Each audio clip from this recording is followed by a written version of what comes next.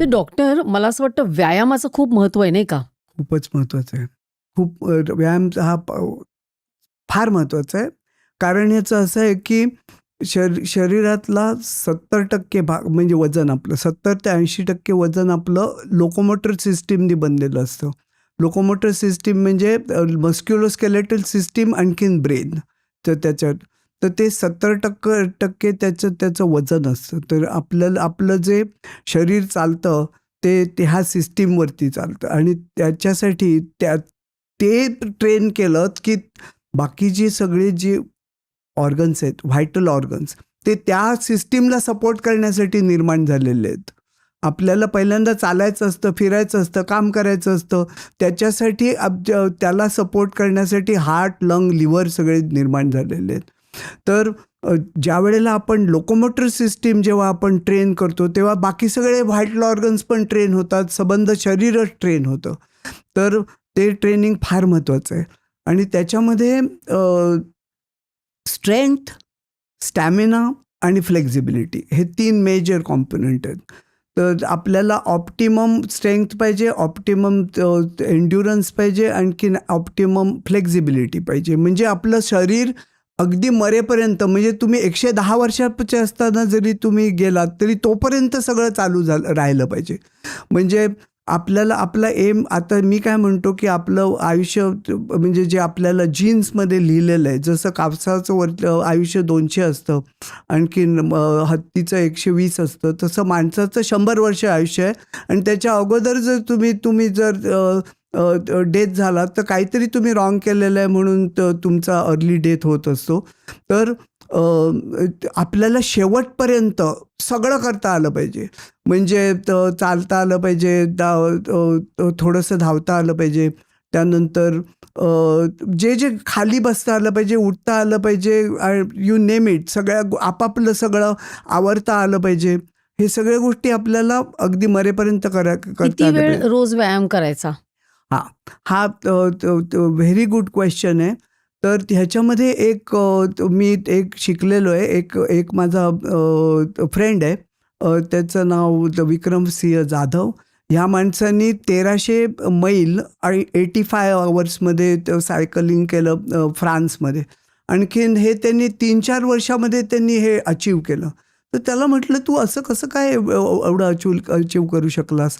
तेव्हा त्यांनी मला एक फॉर्म्युला सांगितला. तो फार महत्त्वाचा फॉर्म्युला मी वापरला आणि त्याच्यामुळे मी 10 स्टेप्समधून हाफ मॅरेथॉन धावलो एका वर्षामध्ये. एका वर्षाच्या प्रॅक्टिसमध्ये मी पहिल्या 10 स्टेप फक्त धावू शकत होतो. आणखीन इवन अर्धा मैल मी पहिल्यांदा चाललो तेव्हा मी फक्त 3दा 10 स्टेप धावलो.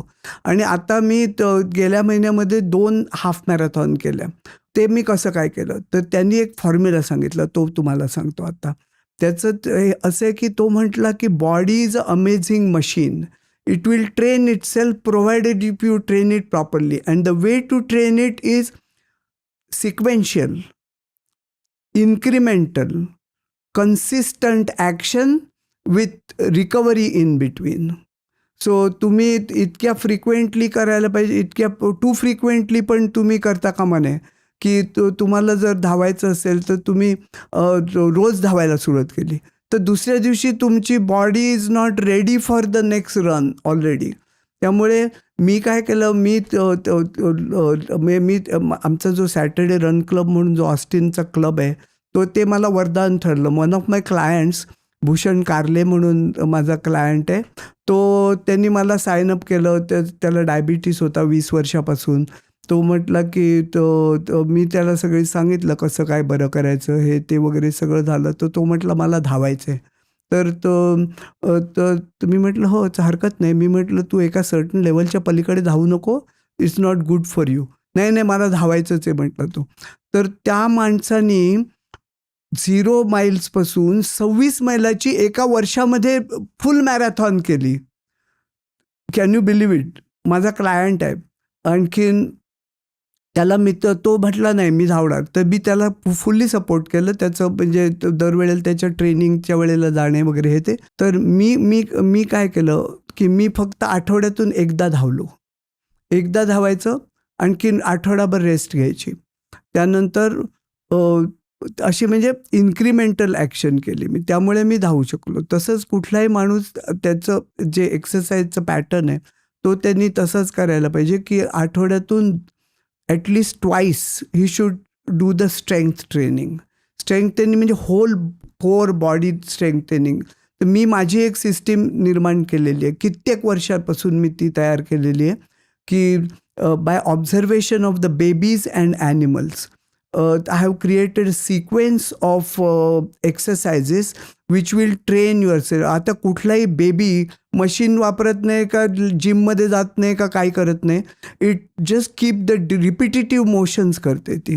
किंवा ॲनिमल्स, घोडा पण कशावरती हे करत नाही, पण तो ही trains himself to be the very agile and very powerful animal.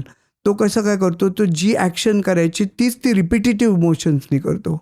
त्यामुळे मी एक नॅचरल मोशन्स अँड पोश्चर्स नावाचे एक सिक्वेन्स तयार केलेलं आहे, की जे नॅचरल आहेत मोशन्स, जे चाइल्ड करतं, बेबी करते, त्याच मोशन तर तुम्ही वेगवेगळ्या एजमध्ये जर केल्या तर ज्या एजमध्ये करणाऱ्या ज्या तुम्ही जर त्या रिपीटेड केल्या तर तुम्ही स्ट्रॉंग होऊ शकता. सो ज्या वेळेला आपण स्ट्रेंथ ट्रेनिंगचा विचार करतो त्यावेळेला आपल्याला जी ॲक्टिव्हिटी करायची आहे इन फ्युचर ती आपण आधी आपलं ट्रेन करून आपण ती आपल्याला इझिली फॅसिलिटेट करणार. म्हणजे आपल्याला जर म्हातारपणी खूप आपल्याला चालायचं जर असेल तर आपल्याला चालायला पाहिजे, धावायला पाहिजे आत्ता. पण तसंच आपल्याला जर सायकलिंग आपल्याला लॉंग डिस्टन्स सायकलिंग करायचं असेल तर आपल्याला पर्टिक्युलर ग्रुप ऑफ मसल्स आपल्याला सुधारायला लागतील.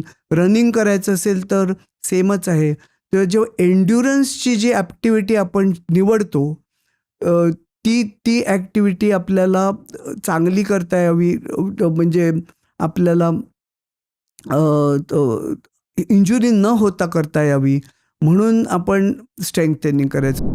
ही क्लिप शेवटपर्यंत बघितल्याबद्दल खूप खूप धन्यवाद. संपूर्ण एपिसोड बघण्यासाठी खाली दिलेल्या लिंकवर क्लिक करा आणि सर्व काही चॅनलला सबस्क्राईब करायला विसरू नका.